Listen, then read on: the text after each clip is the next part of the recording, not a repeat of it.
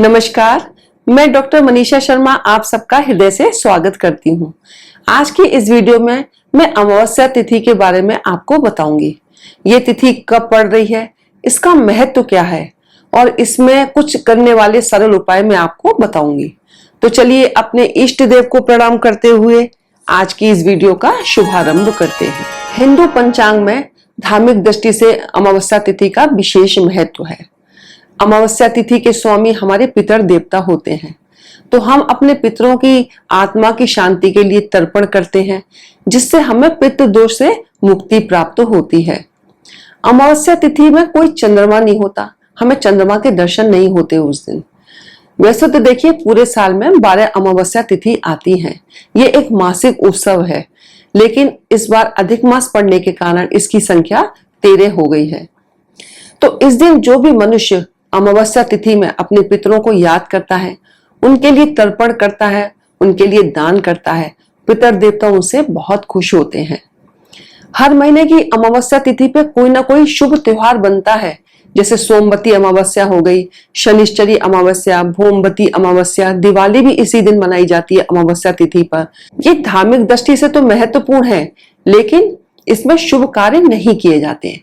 अमावस्या तिथि पे ना तो कोई नया कार्य शुरू किया जाता है, ना कोई शादी विवाह आदि का उत्सव मनाया जाता है। इसमें हम केवल पितरों की आत्मा की शांति के लिए ही प्रार्थना करते हैं, उनको ही याद करते हैं, उनके लिए तर्पण करते हैं, ब्राह्मणों को घर बुलाकर उनके लिए हवन आदि करते हैं। तो चलिए मैं अब आपको बताती हूँ कि ये तिथि हमें कब प्राप्त हो रही है। देखिए इस बार जो अधिक मास की जो हमारी सावन की जो अमावस्या पड़ रही है, वो हम 16 अगस्त को मनाएंगे। इसकी तिथि का शुभारंभ 15 अगस्त को दोपहर में 12:42 से होगा और इसका समापन 16 अगस्त को 3:07 पर दोपहर में हो जाएगा। तो उदय तिथि के अनुसार हम इस तिथि को 16 अगस्त को ही मनाएंगे। देखिए इस दिन ऐसा कहा जाता है कि जो पितर देवता हैं, जो हमारे पूर्वज हैं, पृथ्वी पर आते हैं, अपने बच्चों से मिलने के लिए आते हैं और वो हम सबसे एक आस लगाए रहते हैं कि हमारे बच्चे हमें याद कर रहे होंगे, हमारे लिए कुछ कर रहे होंगे। आज आप इस दिन जरूर कुछ ना कुछ करिएगा। तो चलिए मैं आपको बताती हूँ कि आज आप अपने घर में क्या कर सकते हैं पितरों के लिए और इसकी पूजा विधि क्या है। तो देखिए आपको सुबह जल्दी उठना है। स्नान करने वाले जो जल में आपको थोड़ा सा गंगा जल और काले तिल मिला लेने हैं। वैसे तो देखिए पवित्र नदियों में स्नान का विशेष महत्व है, लेकिन सभी लोग पवित्र नदियों में स्नान करने नहीं जा सकते, तो आप अपने घर में ही इस विधि से स्नान कर सकते हैं। स्नान करने के पश्चात भगवान सूर्य को अर्घ्य प्रदान करेंगे। तो जो आप सूर्य को अर्घ्य प्रदान करेंगे, उनके जल में आप आज थोड़ा सा गंगा जल और काले तिल मिलाकर उनको अर्पित करिएगा। 1 लोटा जल आपको आप अपने पितरों के लिए भी दीजिएगा। आप दक्षिण मुखी हो जाइएगा और अपने पितरों के नाम का भी जल अर्पित करिएगा। उस जल में आप काले तिल मिलाइएगा, थोड़ा सा गंगा जल, सफेद चंदन और सफेद पुष्प मिला करके आप उनको जल प्रदान कर सकते हैं। इसके बाद आप अपने पूरे घर में आज गंगा जल का छिड़काव कर सकते हैं। आप अपने मंदिर में आएंगे, अपने भगवान को जो प्रणाम करेंगे, जो आप दैनिक पूजा करते हैं वो पूजा विधि अपनाएंगे। लेकिन जहां आप अपने पितरों को, जहां आपने तस्वीर लगा रखी है, उनको स्थापित कर रखा है, आप उनकी तस्वीर को आज साफ करेंगे, बढ़िया से उनका चंदन का टीका लगाएंगे, चंदन की माला अर्पित करेंगे और उनके सामने आप घी का दीपक जलाएंगे, धूप दीप उनको दिखाएंगे। और यदि आपने ब्राह्मण को बुला करके ये सब हवन आदि करना है, तो ब्राह्मण को बुला करके यह हवन आदि कर सकते हैं, तर्पण करा सकते हैं, लेकिन आप खुद भी कर सकते हैं ये चीजें। और जो आपने आज रसोई में अपने खाना बनाया है, जो पकवान बनाए हैं, पूरी, खीर, हलवा जो भी बनाया है, वो भोजन आप ब्राह्मण को खिलाएंगे। यदि आप घर में ब्राह्मण को नहीं बुला सकते हैं, तो ये भोजन की थाली आप मंदिर में भी दे सकते हैं। आप गरीबों को भी ये भोजन आज वितरित कर सकते हैं। जो फल है, केले का दान बहुत अच्छा माना जाता है, तो आप आज गरीबों में केले बांट सकते हैं और जो भी मौसमी फल है जो आप बांटना चाहे वो बांट सकते हैं। इस तरह से आपने ये सुबह की पूजा करी है। आपको संध्या के समय में भी ये पूजा करनी है। संध्या के समय में आप अपने घर में एक दीपक जलाएंगे और आज आप ईशान कोण में एक लक्ष्मी जी के लिए दीपक जलाइएगा। आप उस दीपक में रुई की बत्ती की जगह लाल कलावे की बत्ती का इस्तेमाल करिएगा। उसमें थोड़ी सी हल्दी डालिएगा और ईशान कोण में इस दीपक को प्रज्वलित करिएगा। सायकाल में आपको अपने घर की चौखट पे, मतलब अपनी दहलीज पर आपको पितरों के नाम का एक दीपक जलाना है।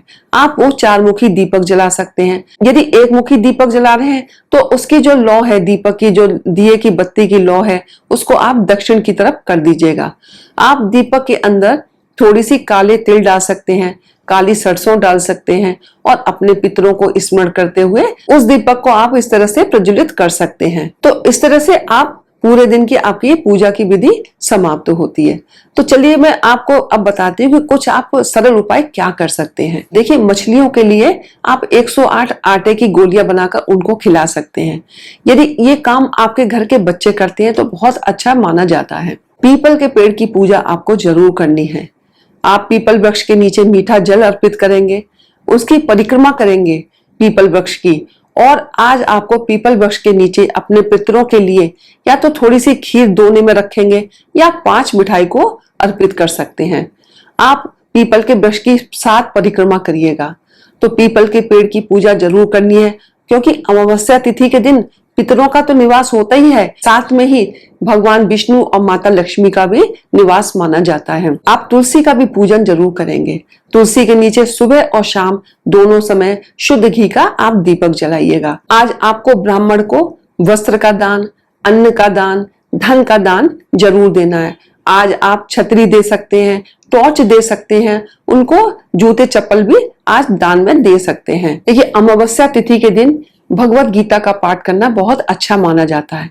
यदि आप पूरी गीता का पाठ कर सकते हैं तो बहुत अच्छा है, लेकिन यदि समय के अभाव में पूरी गीता ना पढ़ सके तो आप केवल 11वें अध्याय का पाठ कर सकते हैं। आज आपको अपने घर से, देखिए, पुराने जूते हैं, पुराने चप्पल हैं, पुराना जो सामान है वो आपको अपने घर से आज के दिन जरूर निकाल देना चाहिए। वो बहुत अच्छा माना जाता है कि जैसे घर से आपके दरिद्रता निकल गई। आज आपको कार्तिकेय जी की पूजा जरूर करनी चाहिए। ऐसा कहा जाता है कि कार्तिकेय जी की पूजा करने से मनवांछित फल प्राप्त होता है। आज आपको हनुमान जी की भी पूजा जरूर करनी है। हनुमान जी की पूजा को आप करिएगा, उनको लड्डुओं का भोग लगाइएगा और हनुमान चालीसा का पाठ करिएगा। चमेली के तेल का दीपक लगाइएगा। आप अपने पूजों के लिए जो खीर का भोग निकालिएगा और उस खीर को या तो आप ब्राह्मण को दे सकते हैं, यदि आप नहीं दे सकते तो आप उसको गौ माता को भी खिला सकते हैं। तो चलिए मैं आपको एक विशेष उपाय आज बताती हूँ। आज आप जब पीपल के पेड़ के पास जाएंगे तो 2 जनेऊ लेकर जाइएगा। एक जनेऊ पीपल के वृक्ष पर अर्पित कर दीजिएगा और दूसरा जनेऊ भी भगवान विष्णु का नाम लेकर के उनको अर्पित कर दीजिएगा। फिर अपनी मनोकामना को आप बोलिएगा, पीपल वृक्ष से प्रार्थना करिएगा, क्योंकि पीपल वृक्ष में त्रिमूर्ति का वास होता है, यानी कि ब्रह्मा विष्णु महेश विराजमान है, माता लक्ष्मी विराजमान है, शनिदेव विराजमान है, हनुमान जी विराजमान है। तो आज उसमें सभी देवी देवता पीपल के वृक्ष में विराजमान होते हैं। तो जो आपकी जो इच्छा है, जो आपकी मनोकामना है, वो जल्दी पूरी हो जाती है। तो आप इस तरह से जब उन्हें जनेऊ अर्पित करेंगे, उनको फल और मिठाई का भोग लगाएंगे, घी का दीपक जलाएंगे और अपनी इच्छा को बोलेंगे, तो आप देखेंगे कि अगली अमावस्या तक आपकी ये मनोकामना पूर्ण भगवान कर सकते हैं। तो इस तरह से आप ये जो सरल उपाय हैं वो कर सकते हैं। तो चलिए अब चलते हैं कि आज के दिन हमको क्या नहीं करना चाहिए। देखिए, हमको देर तक सोना नहीं है, तामसिक चीजों से दूर रहना है, क्रोध और ईर्ष्या से दूर रहना है। आज के दिन आपको किसी का ना तो अपमान करना है, ना किसी को बुरा व्यवहार करना है किसी के साथ। आज आपको ना तो किसी को उधार देना है, ना ही किसी से उधार लेना है। आज के दिन आपको कोई शुभ कार्य करने से बचना चाहिए।